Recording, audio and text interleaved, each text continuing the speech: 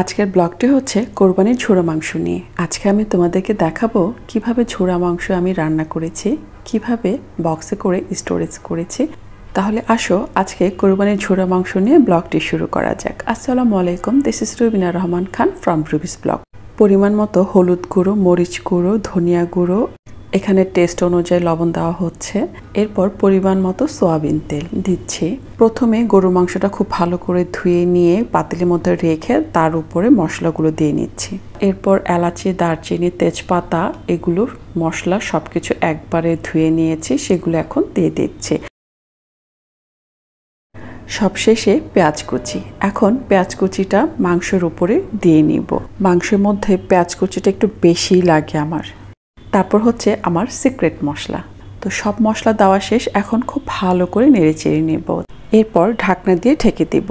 তো ঢেকে দেওয়ার পরে এটা আস্তে আস্তে জাল হবে। জাল হওয়ার পরে যখন বলক আসবে, মানে ভালো মতো এটাকে কষিয়ে নেব, তারপরে চুলাটা বন্ধ করে দেব। এরকম করে সকালে আর সন্ধ্যায় খুব ভালো করে গরম করতে হবে। একদম মিডিয়াম আঁচে রেখে তারপর কমিয়ে দিয়ে ভালো করে গরম করে নিবে, যেন মাংসের ভেতরে ভালো করে গরমটা যায়। নয়তো দেখা যাবে যে মাংস নষ্ট হয়ে যাবে, টকটক হয়ে যাবে। এইভাবে সকালে আর সন্ধ্যায় 2 বেলা করে গরম করতে করতে 2 থেকে 3 দিনের মধ্যে ছোড়া মাংসটা হয়ে যাবে। আর ছোড়া মাংসটা খেতে যে কি পরিমাণ টেস্ট, যারা খায়, যারা খেয়েছে তারাই বোঝে। আর বিশেষ করে আমাদের ঢাকার মধ্যে, আমরা যারা ঢাকাইয়া আছি, আলু দিয়ে মাংস এবং ভুনা মাংসর থেকে সবচাইতে আমরা পছন্দ করি কোরবানির এই ছোড়া মাংস। আর এটা অনেকে স্টোরেজ আমরা করে থাকি। তো আজকে আমি তাই তোমাদের সাথে একটু শেয়ার করে নিলাম। এই যে কষানো হয়ে গিয়েছে, তারপরে কিছুক্ষণ পর আমি চুলোটা বন্ধ করে দেব। আর এখন বাকি ছিল জিরা। তো এখন জিরা ফাঁকিটা আমি দিয়ে নিচ্ছি, তারপর আমি চুলোর আঁচটা বন্ধ করে দেব। এরকম করে সকালে সন্ধ্যায় 2 বেলায় খুব ভালো করে মাংসটাকে গরম করে নিব। তারপর বাকিটা আমি তোমাদেরকে দেখাচ্ছি। জিরার ফাঁকিটা দেওয়ার পরে আবার একটু ভালো করে নেড়ে চেড়ে দিব। এই হলো ছোড়া মাংস। এটা হলো 3 দিনের পর, মানে আজকে 4 দিন। এইবার বলো ছোড়া মাংসটা দেখতে কেমন হয়েছে, আর তোমাদের কার কার ছোড়া মাংস পছন্দ, চাইলে তোমরা আমাকে কমেন্টে জানাতে পারো।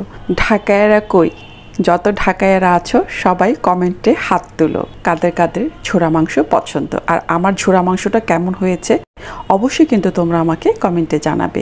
তো ছোড়া মাংস কমপ্লিট হয়ে গিয়েছে। এখন আমি পাতিল থেকে ছোড়া মাংসগুলো তুলে বাটিতে রাখবো। বাটিতে রেখে তারপর আমি ফ্রোজেন করব। তো এখানে কিছু বাটি খাওয়ার জন্য রাখবো, আর কিছু বাটি আমি ডিপ ফ্রিজে রেখে দেব। তারপর যখন লাগবে তখন এক বক্স করে বের করে গরম করে খাবো।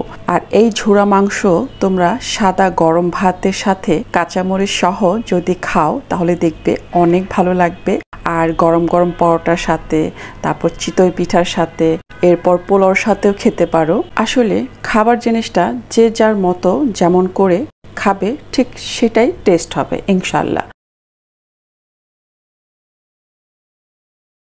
দেখি একদিন গরম ভাতের সাথে ঝোড়া মাংস খেয়ে একটা ভিডিও বানাবো। তো ভিউয়ার্স, আমার ঝোড়া মাংসের ব্লগটি কেমন হয়েছে অবশ্যই আমাকে কমেন্টে জানাবে। আজ এখানে রাখছি, আল্লাহ হাফেজ।